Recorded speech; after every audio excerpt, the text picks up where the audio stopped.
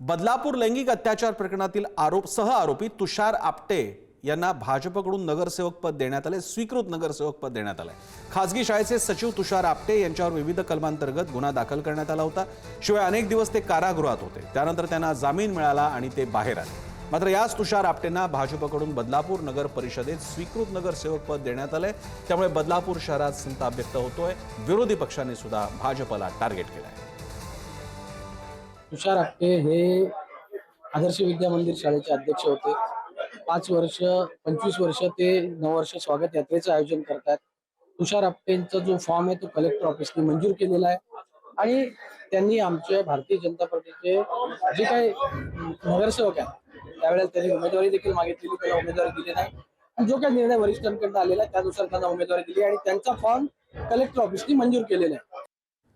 लैंगिक अत्याचारासाठी भाजपनं आपटेंना बक्षीस दिलंय का? नगरसेवक पदावरून खासदार संजय राऊतांनी खोचक सवाल विचारलाय। तर भर चौकात मुंडकं छाटून कालीमातेला बळी अर्पण केला पाहिजे। नाशिकमधील प्रचारादरम्यान कालीचरण महाराजांनं या आपटे प्रकरणात संतप्त प्रतिक्रिया व्यक्त केली आहे। तर हे अत्यंत दुर्दैवी आणि किळसवाणे अशी टीका मंत्री संजय शिरसाटांनीही व्यक्त केली। ग्रस्त आहेत आरएसएस आणि भाजपशी संबंधित, त्यांना लैंगिक अत्याचाराबद्दल काय भाजपने बक्षीस दिलंय का? इनाम दिलंय का? पूर्वी इनाम द्यायचे। जर न्यायालयात खटला चालून त्यांचं निर्दोषत्व सिद्ध झालं असतं तर त्याच्यावरती कदाचित आम्ही नसतो बोललो, पण अजून खटला पेंडिंग आहे। खटला चालवू दिला जात नाही भाजपकडून, हे पण तुम्हाला मी सांगतो। आणि भविष्यामध्ये यांना सुद्धा मुख्यमंत्री क्लीन चिट देतील। मग लैंगिक अत्याचार प्रकरणातल्या आरोपींशी तुमची युती होऊ शकते का? ते पण त्यांना थेट तुम्ही स्वीकृत नगरसेवक करून पालिकेत पाठवताय। तुम्ही महाराष्ट्राच्या संस्कृतीवरती थुंकताय।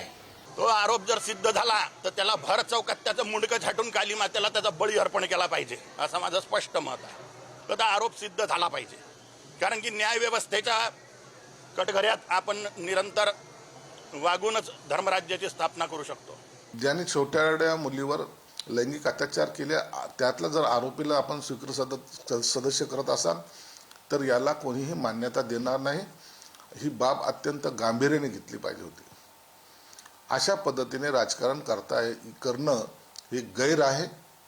लोकांच्या भावनाचा तो अनादर आहे आणि लोक त्याच्यामुळे संतापतील जरूर। म्हणून असे निर्णय घेताना पक्षांनी हे सगळ्या लोकांची पार्श्वभूमी ही पाहिली पाहिजे होती।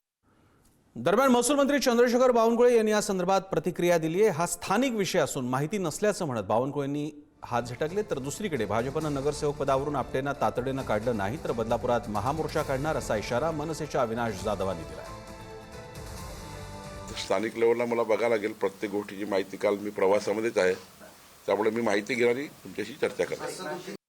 त्या माणसाला त्यावेळेला त्या मुलीच्या आईवडिलांनी किंवा इतर पॅरेंट्स लोकांनी आधी कळवलं होतं की तो जो ज्याने त्या मुलीवर लैंगिक अत्याचार केला तो अशा प्रकारची कुठेतरी कृत्य करतोय। त्यावेळेला हा आपटे, या आपटेने त्या लोकांना, त्या कुटुंबाला तिथनं घेऊन दिलं होतं। आणि त्याच्यानंतर जे काय घडलं त्या महाराष्ट्राने, देशाने पाहिलं। एक महिला आणि एक तरुण या केसमध्ये आजही कोर्टात जात आहेत आणि मला असं वाटतं की अशा व्यक्तीला जर तुम्ही बदलापूर सारख्या शहरामध्ये जर नगरसेवक पद देणार असेल तर आम्ही त्याचा निषेध करू।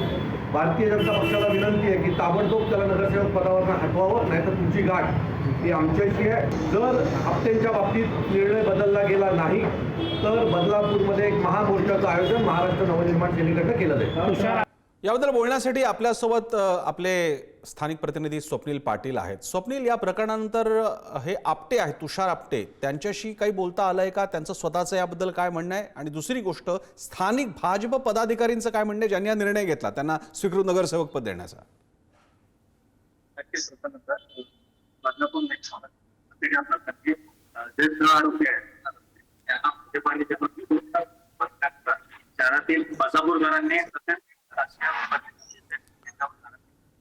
स्वप्नील